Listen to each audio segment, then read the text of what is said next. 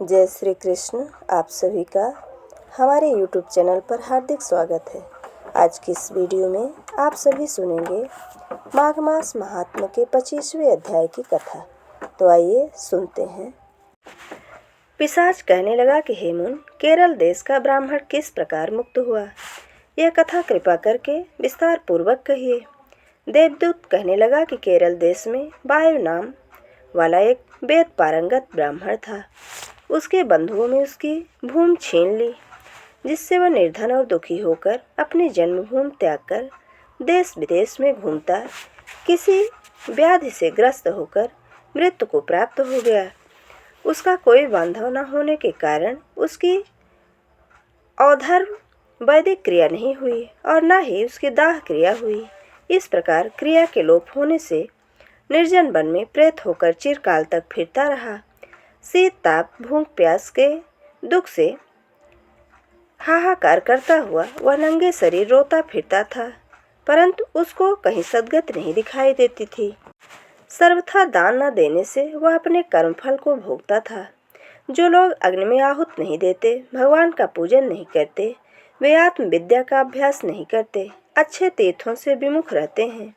जो लोग दुखी लोगों को स्वर्ण वस्त्र तांबूल रत्न फल तथा जल नहीं देते तथा छल कपट से जीविका प्राप्त करने वाले, दूसरों तथा स्त्रियों का धन हरने वाले, पाखंडी कुटिल चोर बाल वृद्ध तथा आतुर और स्त्रियों पर निर्दयता करने वाले, आग लगाने वाले, विष देने वाले, झूठी गवाही देने वाले, कुमार्ग पर चढ़ने वाले, माता पिता भाई बहन संतान तथा अपनी स्त्री का त्याग करने वाले, जो सब तीर्थों में दान लेते हैं, पालन करने वाले, स्वामी को त्यागने वाले, गैर तथा भूमि के चोर, वेदों की निंदा करने वाले, वृथा दोह करने वाले, प्राणियों की हिंसा करने वाले, देवता गुरु की निंदा करने वाले, यह सभी बारंबार प्रेत पिशाच राक्षस तथा बुरी योनियों में जन्म लेते हैं।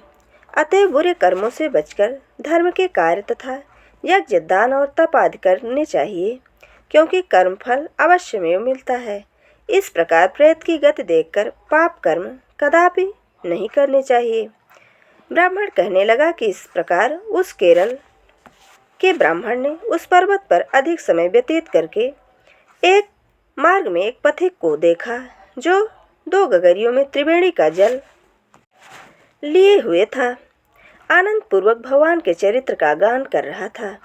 प्रेत ने उसका मार्ग रोककर कहा कि तुम डरो मत, इस गगरी का जल मुझको पिलाओ, नहीं तो मैं तुम्हारे प्राण ले लूँगा।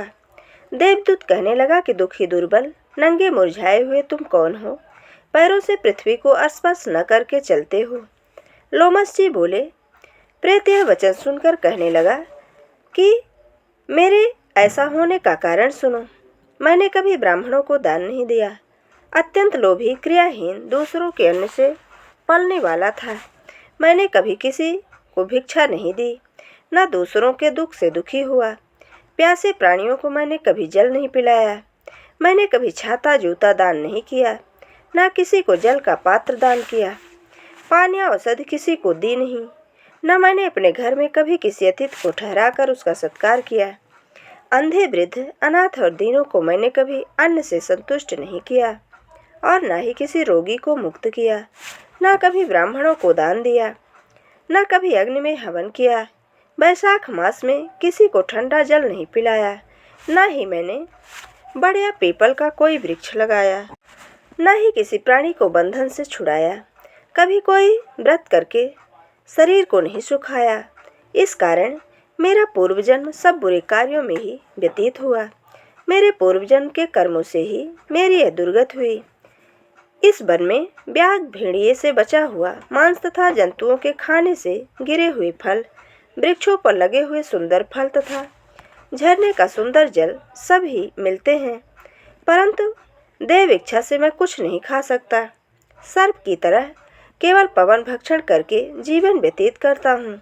बल बुद्धि मंत्र पुरुषार्थ के लाभ हानि, सुख दुख विवाह मृत्यु जीवन भोग रोग तथा वियोग में केवल भाग्य ही कारण होता है। कुरूप मूर्ख कुकर्मी निंदित तथा पराक्रम से ही मनुष्य भी भाग्य से ही राज्य भोगते हैं। काणे लूले लगले नीतिहीन निर्गुण नपुंसक भाग्य से राज्य प्राप्त करते हैं। पर्वत पर भी बलवान राक्षस पिशाच रहते हैं, जिनमें से कभी कभी कोई कहीं कहीं वन में फिरते हुए अपने कर्म के अनुसार अन्न जल प्राप्त करते हैं। परंतु आपको उनका भय नहीं होना चाहिए, क्योंकि धर्मात्मा पुरुषों की उनकी पवित्रता ही रक्षा करती है। ग्रह नक्षत्र देवता सर्वथा धर्मात्माओं की रक्षा करते हैं। यह पिशाच आप जैसे भक्त की तरफ आंख उठाकर भी नहीं देख पाते। जो नारायण भगवान की भक्ति से पवित्र रहता है, उसको प्रेत पिशाच पूतना कोई बाधा नहीं दे सकते। भूत बेताल पिशाच गंधर्व काकिन साकिन ग्रह रेवती यज्ञमात्री ग्रह भयंकर ग्रह कृत्या सर्प कुष्मांड तथा दूसरे दुष्ट जंतु पवित्र वैष्णव की तरफ देख भी नहीं सकते। जिसकी जीवा पर गोविंद का नाम हृदय में वेद तथा श्रुति विद्यमान है, जो पवित्र और दानी है, उनको कभी भय नहीं हो सकता। हे ब्राह्मण, इस प्रकार कर्मों का फल भोगता हुआ मैं यहाँ रहता हूँ, ऐसा सोचकर मैं शोक नहीं करता। एक बार मैं जबानलिनी नदी के किनारे पर गया था। वहाँ पर घूमते हुए मैंने सारस के वचनों को सुना था। ये थी माघ मास महात्म्य के 25वें अध्याय की कथा। आगे का वृत्तांत हमारी अगली वीडियो में। अगर हमारा ये वीडियो आपको अच्छा लगे तो लाइक ज़रूर करें और मित्रों के बीच में शेयर करना बिल्कुल ना भूलें। जय श्री कृष्ण। धन्यवाद।